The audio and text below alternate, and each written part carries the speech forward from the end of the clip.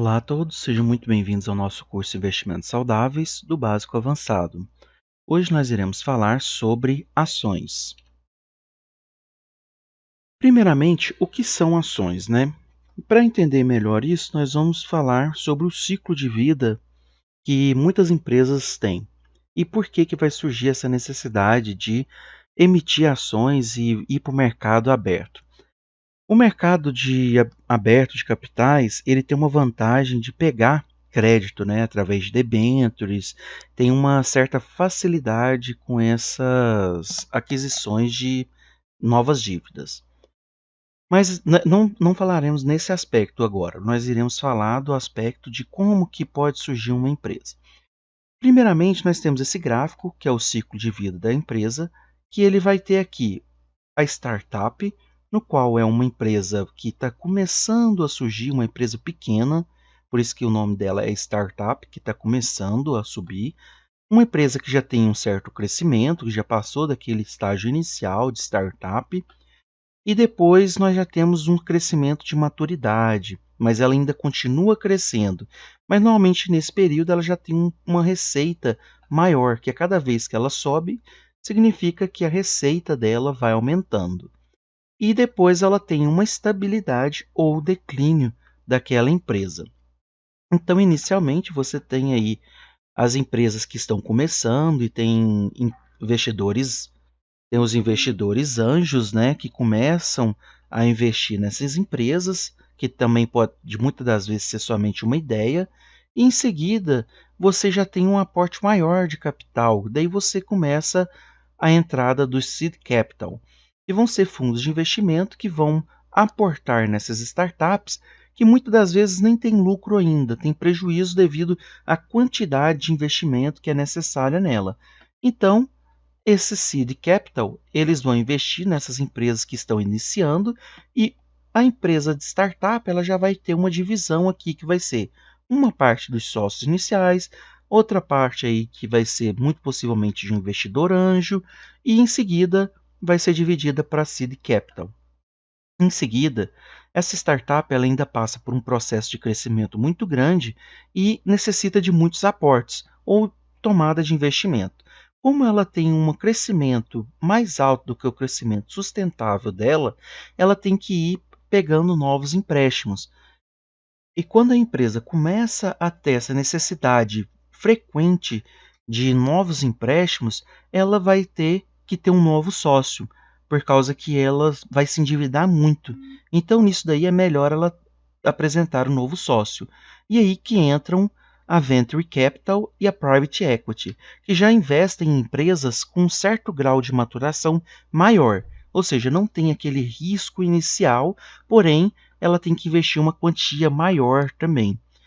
Aí, essas empresas, são donas de novas partes, né? Esses fundos são donos de novas partes dessa empresa.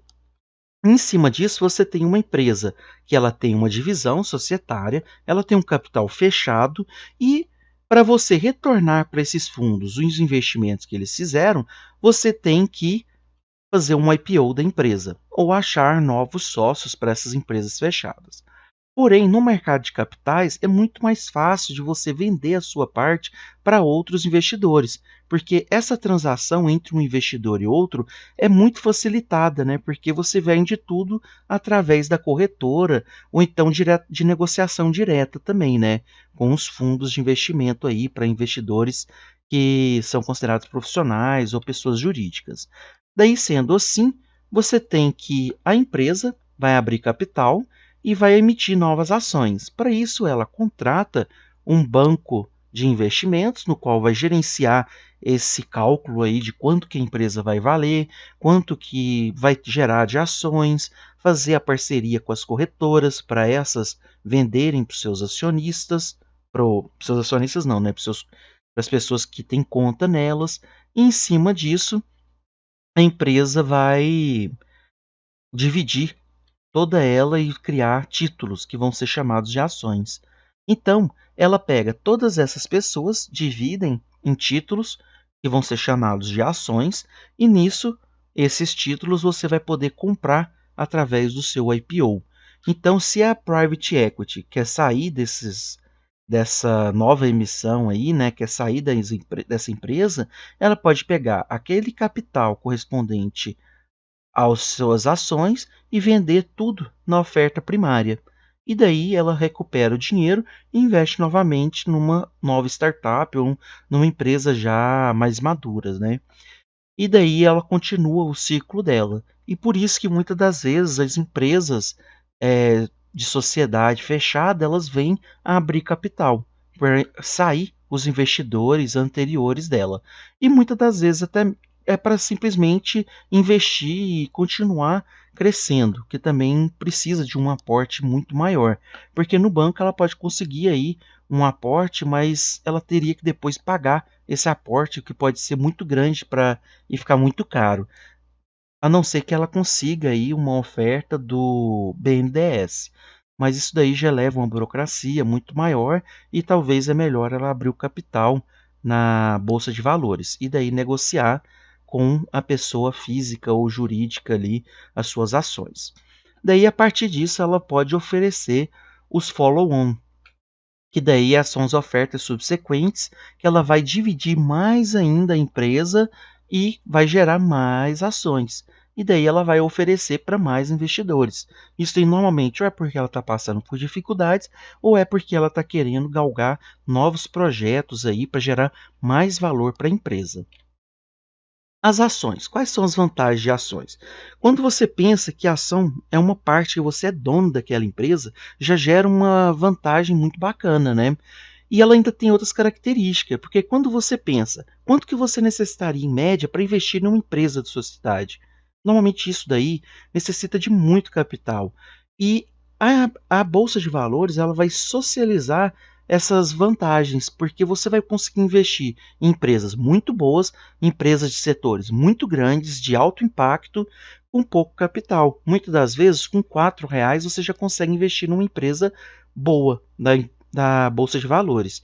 Quanto que você necessitaria para começar a receber um aluguel na sua cidade? Você teria que, se você construir uma kitnetzinha bem pequena, daria em torno aí de 20 mil, se você economizar muito, 18 mil, e já tiver um conhecimento muito grande de pedreiro, construtoras, projetos para fazer aquela kitnet. Se você economizar muito, você ia precisar aí de uns 18 mil em média. Pode ser um pouquinho para mais, para menos, para construir uma kitnetzinha. Nesse caso daqui, você já consegue receber um aluguel, por exemplo, investindo em fundos imobiliários, com cotas ali de R$ 40, R$ 50.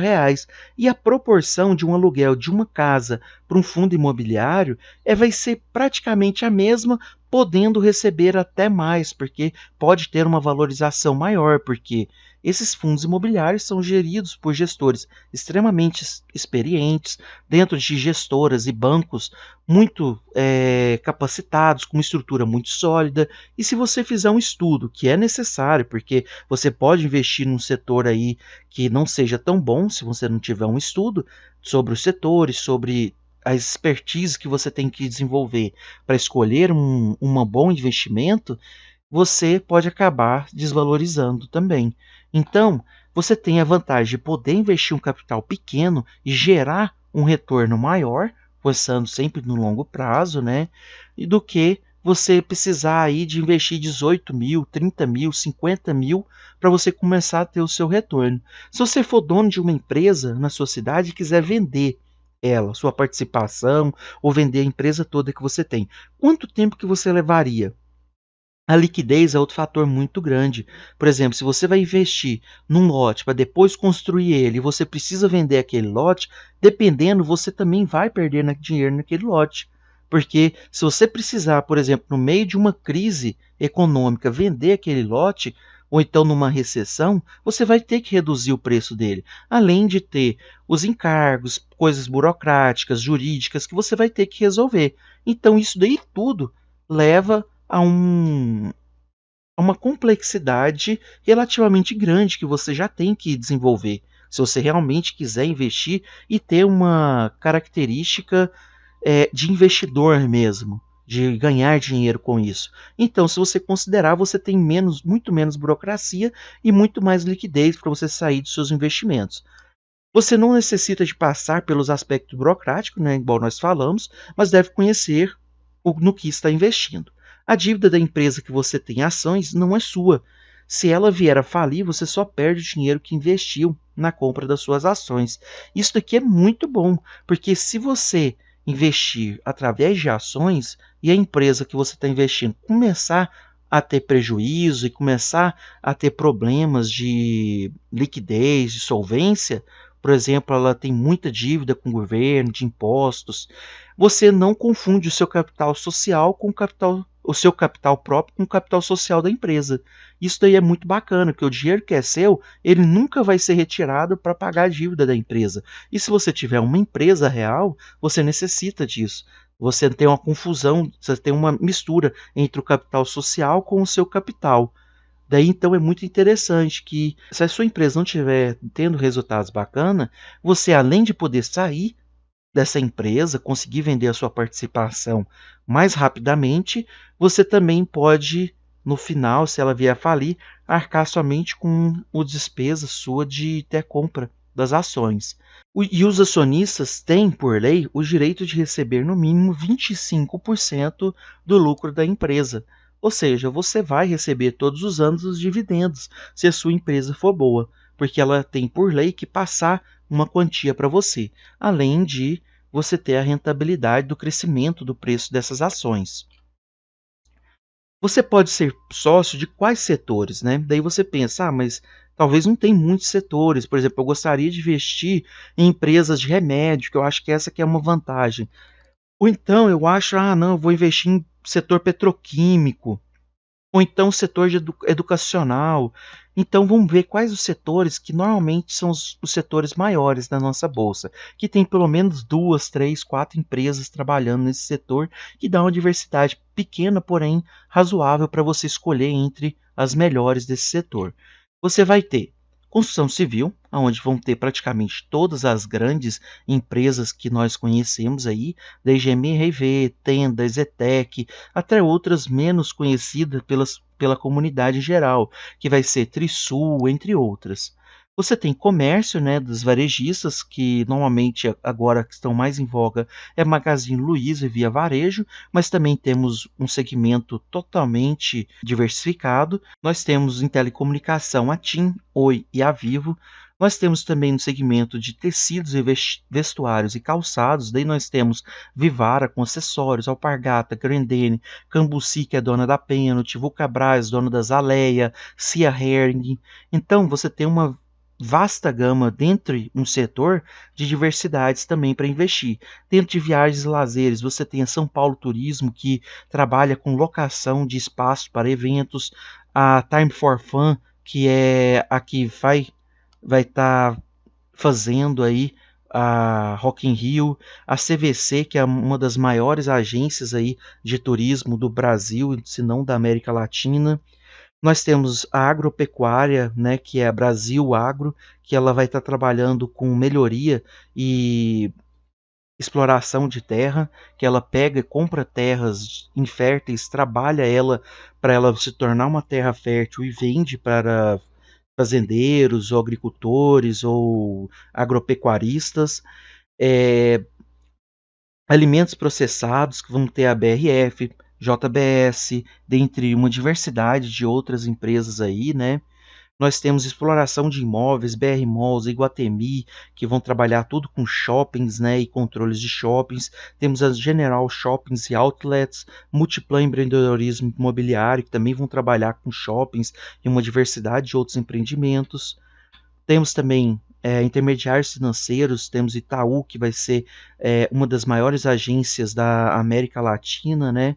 Que vai ser um dos vetores financeiros, BTG Pactual, Bradesco, Banco Pan, BMG, entre outros, né? Também tem Itaús aí, outras mais, do ramo de previdência e seguros, Porto Seguros, Suramérica, BB Seguridades, UI Soluções, que é uma corretora de seguros, ela não vai ser uma seguradora em si, mas também tem suas características bastante privilegiadas. Nós temos também a emissão futura aí da Caixa Seguridade, que é uma grande seguradora do Brasil. Nós temos no ramo de mineradoras, Vale, MX Mineração e Metálicos, que vão ser uma das maiores mineradoras do Brasil. Nós temos no ramo de madeira, papel e celulose, Klabin, Suzano, Irani Papel e Embalagens, que estão dentre as maiores do mundo, dentre a produção de produtos de papel e celulose. Nós temos a siderúrgica e metalúrgica Paranapanema, Tecno-Gerdau, CIA Siderúrgica Nacional, Usiminas, dentre outras também. Nós temos entre petróleo e gás, né, aí a Cosan, que vai estar trabalhando mais em biodiesel, açúcar, e produção de etanol. Petrobras, Ultrapar, que também trabalha desde gás natural aí até venda de medicamentos. Nós temos saúde, comércio e distribuição, que vai ter a Ipera, que comercializa diversos dos medicamentos que a gente trabalha, Raia Drogasil, Profarma Distribuidora. Nós temos também, dentro do ramo de saúde, serviços médicos hospitalares, análise de diagnóstico, que vão ter centros de massa de diagnósticos. Temos a Fleury, que trabalha aí com um ramo de processos de diagnósticos, né, e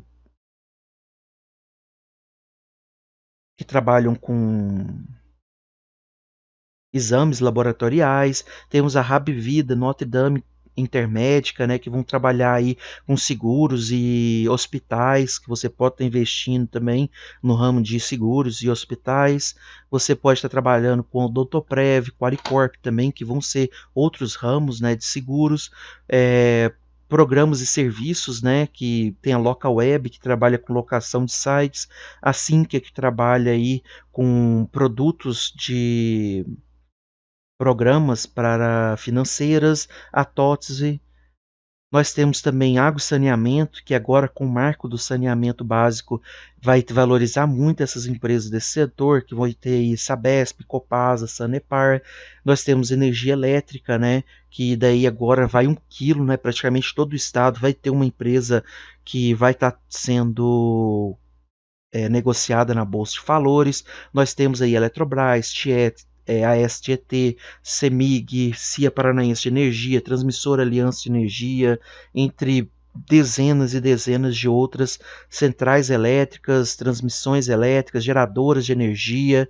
E daí tem um ramo ainda muito misto dentro até mesmo do setor energético, encontrando algumas que são holdings também, igual a Eletrobras, a Neoenergisa. Ainda dentro do ramo de ações, quais são os conhecimentos necessários para o investidor começar a ter um investimento sólido e que gere valor dentro da sua carteira, né?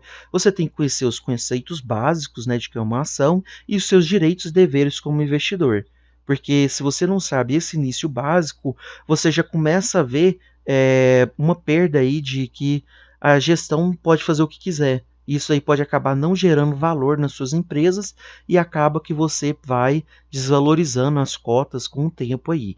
Você tem que conhecer sobre os conceitos econômicos básicos que influenciam o desempenho das empresas, ainda mais o desempenho das empresas do seu seguidor. E também, sabendo isso, você sabe pegar empresas complementares, por exemplo, empresas que crescem com a subida do dólar, e empresas que decrescem com a subida do dólar, mas elas crescem com a valorização do real.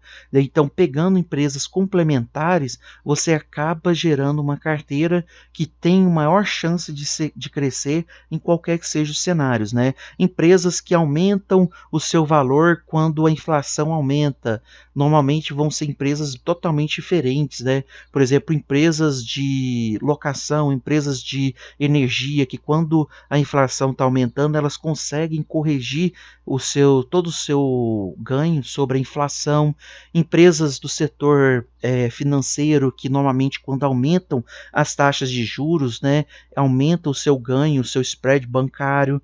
Então você tem que conhecer dessas características para você saber se posicionar dentro de cada segmento e na hora certa de se posicionar. Por exemplo, agora é um setor que está tendo em voga o crescimento dele e vai ser o setor de construção civil, porque com a baixa de juros aí vai permitir muitas pessoas estarem entrando em novos consórcios aí, ou financiamentos, não levando o prazo que isso é bom ou ruim, né, porque é muito melhor sempre você juntar para você comprar uma casa, um apartamento, do que você fazer um financiamento, que no longo prazo você vai pagar muito mais, mas não considerando isso, o setor vai aumentar o número de financiamentos, porque é natural do brasileiro ter isso, e muito possivelmente vai ter um crescimento muito exponencial aí do setor de construção civil nos próximos anos, se continuar com a taxa de juros muito baixa. E isso daí vai gerar também um aumento do lucro dos bancos, porque eles vão fazer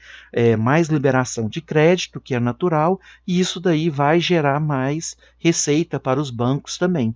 Então, isso daí já gera um conhecimento mais favorável para a gente se posicionar nesses crescimentos. No final de tudo, mais para frente, o setor de energia elétrica, com o crescimento da economia, sempre pode ser mais destacado, porque esse crescimento vai impactar na maior geração de energia, né, de acordo com o crescimento do PIB. Daí então, você tem que saber sobre o seu setor que você está investindo, saber sobre a gerência da sua empresa, qual que é a ideia dela. Por exemplo, você pega aí a Sinqia, a gerência dela é uma gerência de compra de novas aquisições de empresa, de crescimento de market share dentro do mercado. Já se você olhar uma central elétrica, dependendo dela, tá só baseada ali, gerar energia e não expandir o seu mercado. Tem centrais elétricas, tem transmissores de energia, que igual a CETEP, né, ISA-CETEP, Taesa, que estão expandindo, entrando em novos leilões de energia, mas tem outros também que estão mais paradas dentro do setor, e isso é uma característica da gerência, né? Então, se você for observar o tipo de gerência, você sabe se aquela empresa no longo prazo vai te gerar valor ou não. Mesmo ela sendo boa, ela pode ficar um pouco estagnada dentro do setor. Também conhecer as barreiras de entrada do setor para novas pessoas, né? Por exemplo, uma das características muito fortes aí da Oi, que está em recuperação judicial, mas que ainda leva a empresa a ter um valor acentuado, é a expansão, a capilaridade de fibra óptica pelo país, que ela tem mais do que o dobro de fibra óptica, da capilaridade de fibra óptica, do que a segunda colocada dentro do país. Você sabendo isso, você sabe que dentro de fibra óptica é muito, muito difícil de outra empresa conseguir expandir para chegar nela no próximo ano. Então ela tem uma construção em infraestrutura, um investimento em infraestrutura que leva ela a ficar à frente das outras empresas.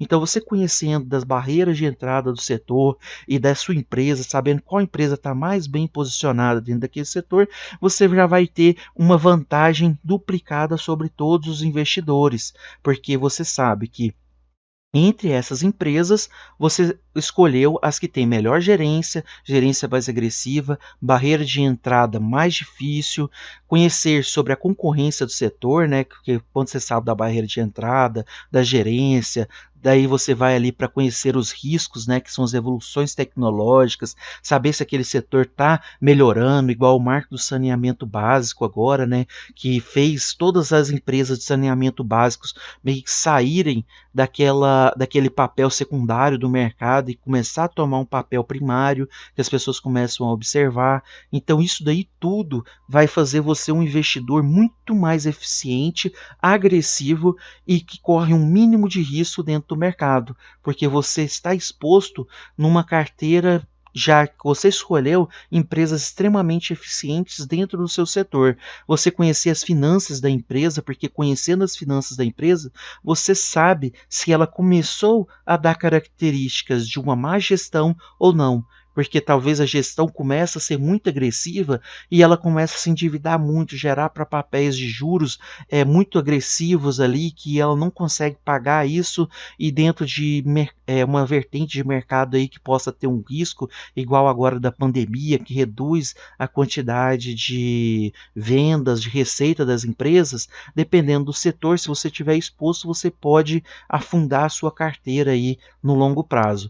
E você também saber diversificar, encontrando setores complementares, né? Você sabendo tudo isso daí, você sabe o que o seu setor está exposto, em quais tipos de características que mais influenciam ele, né? E você consegue diversificar a sua carteira para ficar menos exposto a cada uma dessas características. Para você saber isso tudo, você tem que saber os aspectos econômicos, cambiais, você tem que saber as taxas de juros Selic, você tem que entender as projeções futuras para isso daí também, como que o governo vai atuar diante disso, que o nosso governo agora ele tem um viés, nas próximas eleições qual que vai ser os vieses que os outros governos vão dar. Então você tem que saber tudo isso para se posicionar de forma assertiva e construir uma carteira de ações cada vez mais eficiente e com menor risco por causa da diversidade de setores e complementariedade entre eles.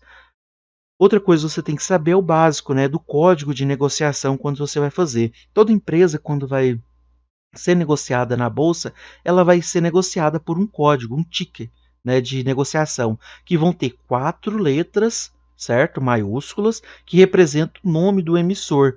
Normalmente vai ser uma sigla que assemelha o nome daquela empresa. E um número que representa o tipo da ação. Ou seja, isso aqui vai falar para você os direitos que você vai ter sobre essa ação. Normalmente ela pode ser do dígito 3, que significa ordinária, ou dígito 4, que é mais comum para as preferenciais. Dentro das preferenciais nós temos aí também 5, 6, 7, 8, 9, que vão dar outras características específicas que nós temos que observar dentro do regulamento da empresa. Normalmente os mais conhecidos são 3 e 4. Quando você varia de 3 para 4, de 4 para 5, você muda totalmente a dinâmica da ação. Normalmente elas tendem a acompanhar um comportamento próximo, porém pode ter um descolamento que depois no futuro eles voltam a ficar mais próximos, né? A 3 varia mais, a 4 ficar mais estagnada, depois a 4 varia mais, a 3 fica mais estagnada, a 3 sempre vai poder estar um pouquinho mais abaixo da 4 ali, né? Por causa de algumas características que o investidor daquele papel considera mais importante estar na 4 ou a 4 mais abaixo, dependendo do papel, e isso daí vai variar de papel para papel, até mesmo dentro das características de derivativos. Cada papel desse daí vai ter um comportamento totalmente diferente e você tem que estudar para você estar trabalhando dentro dos derivativos também desses papéis. Um exemplo da Magazine Luiza é MGLU3, ou seja, 4 letras e 3 dizendo que ela é um papel ordinário, ela vai ter características de direitos de uma ação ordinária.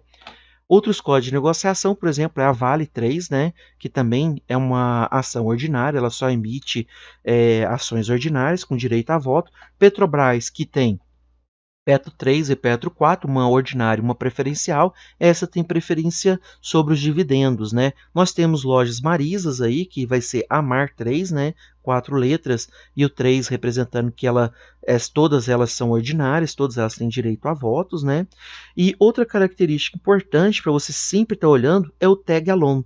O tag alone, para quem quiser dar uma lida aqui, fica à vontade, eu vou dar uma ideia geral sobre esse tag alone.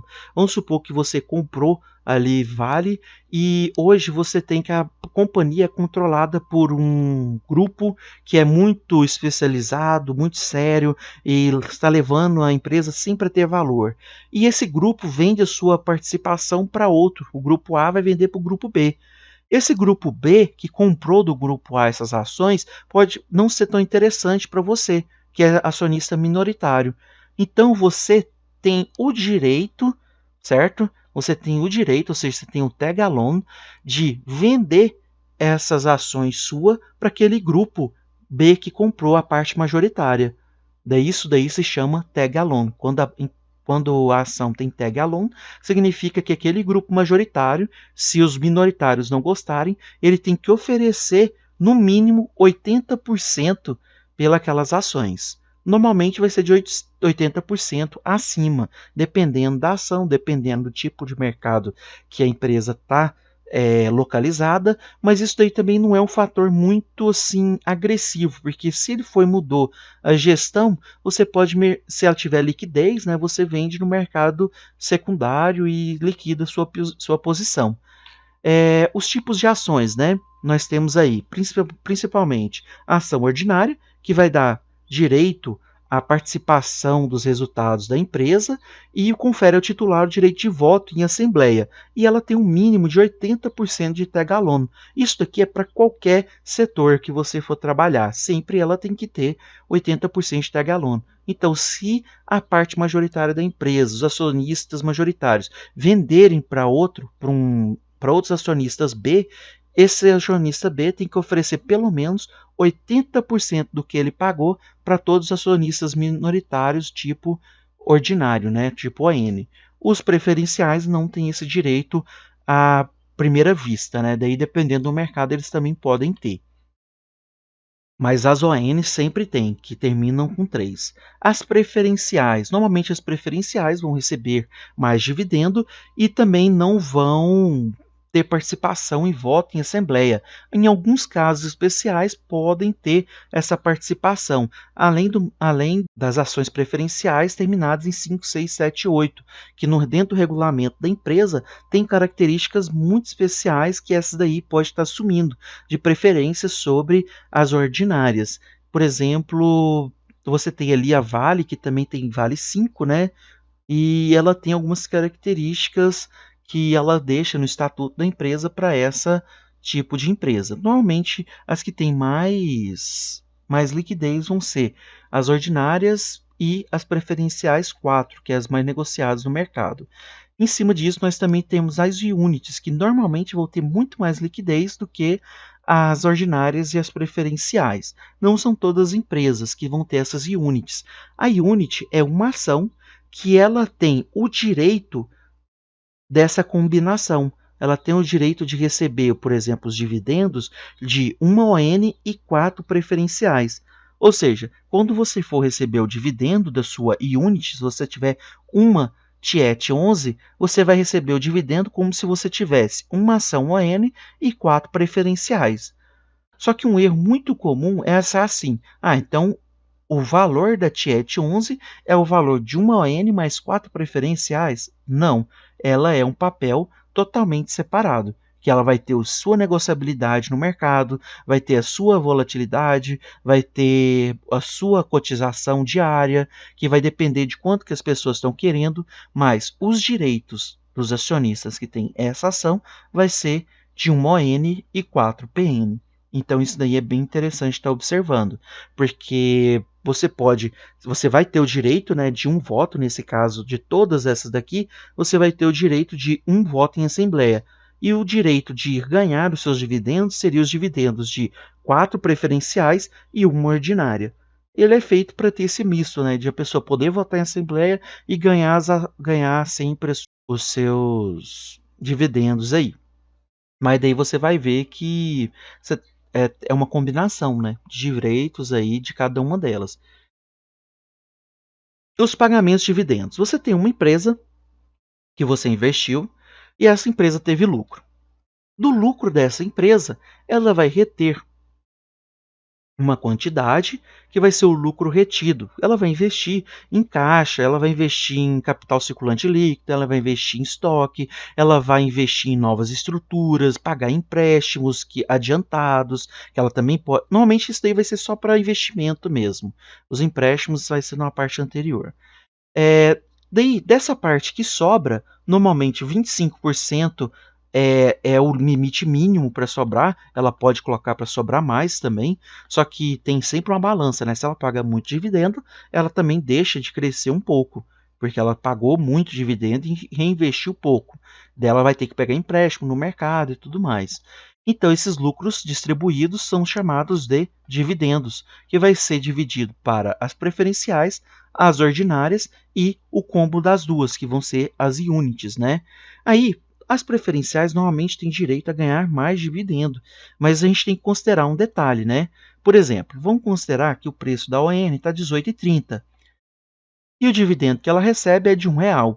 Nesse sentido, nós temos que o dividend yield do ano, sendo que esse dividendo que ele recebeu foi anual, ela juntou todos os dividendos pagos durante um ano, deu R$ 1 para a pessoa que tem uma Petro 3, né?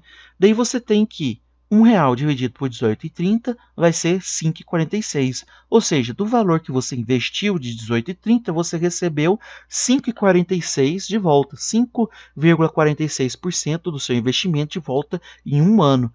Nesse sentido, quando você observa a Petro 4, ela vai receber mais, naturalmente mais dividendos, recebeu 1,20. Só que considerando que você pagou mais por essa Petro 4, você vai ter que o dividend yield anual dela vai ser de 5,33.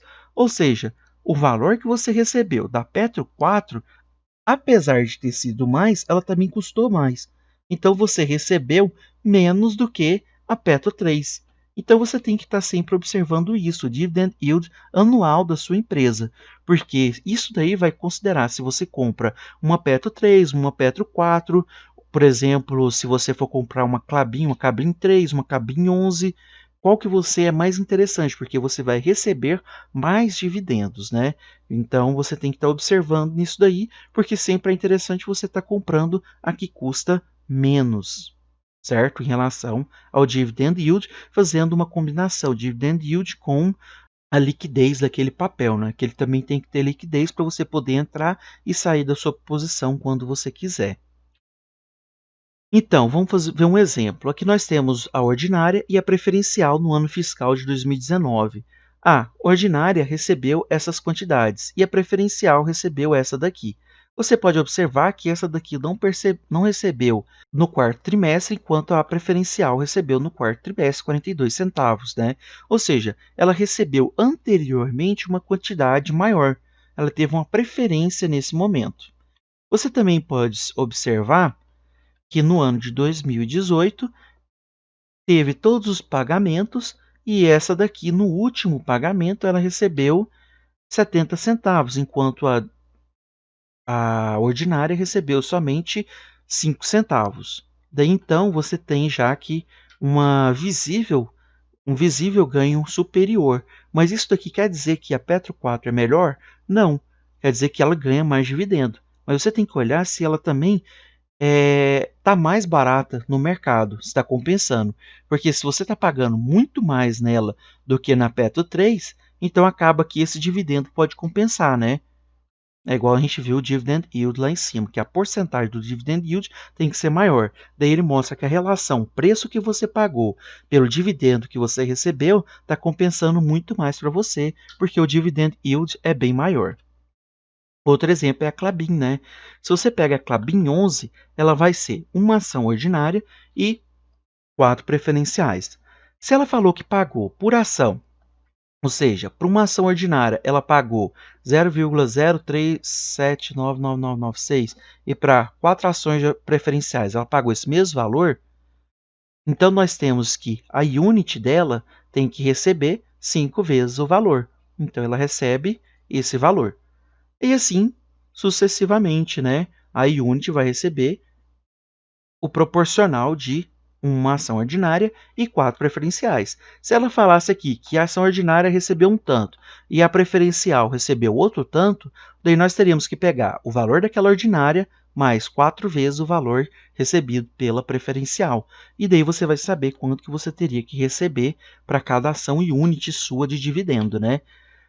Agora nós também temos que saber o free float. O free float é uma característica muito importante, porque você sabe se existem muitas ações sendo negociadas na bolsa de valor daquela empresa ou se existem poucas ações negociadas.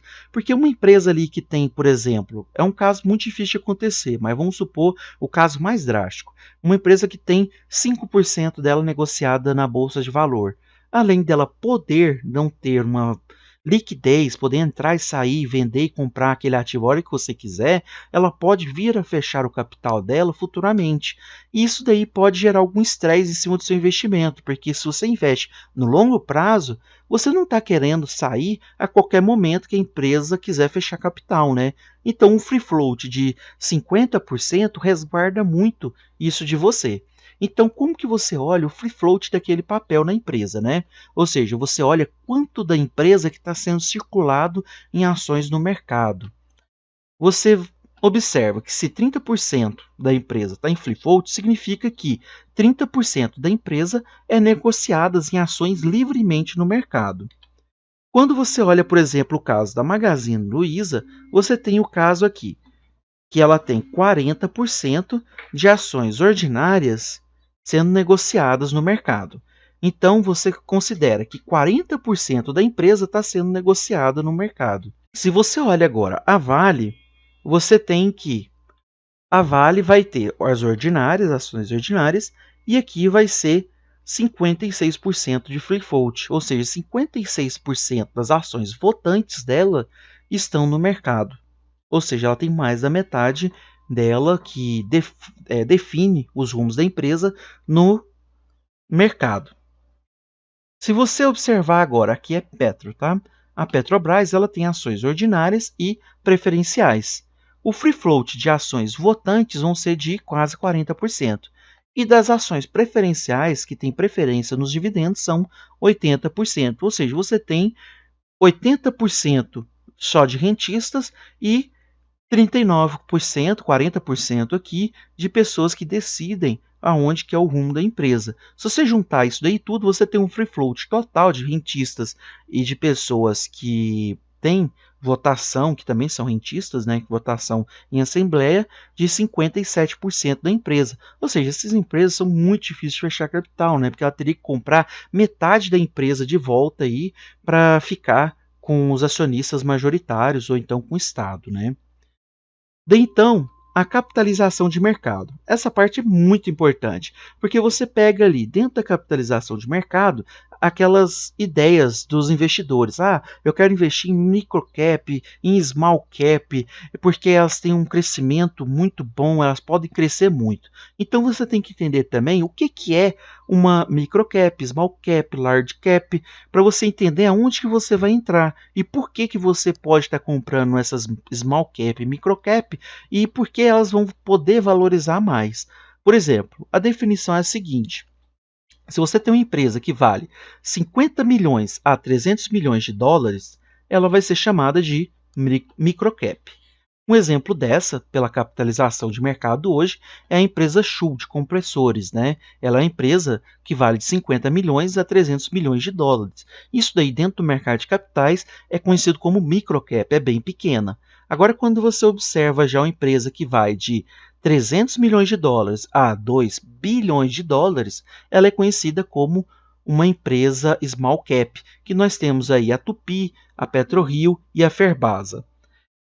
Quando nós observamos agora uma empresa já maior, mais robusta, que já talvez ela já tenha uma ramificação de mercado muito grande, ela não tem como crescer tanto mais com facilidade como as anteriores, por já ter um mercado muito consolidado, daí a gente já entra aí, por exemplo, em mid caps, que vai de 2 bilhões a 10 bilhões, que aí nós temos a Indy e a Sul América, né? A Sul América aqui é uma de energia e uma de seguro.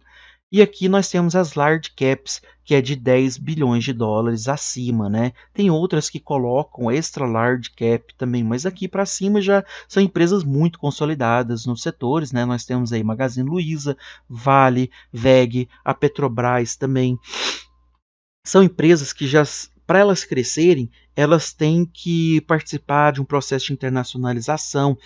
Para elas dobrarem de tamanho é muito difícil. Agora imagine uma empresa de 50 milhões se ela vai para 100 milhões.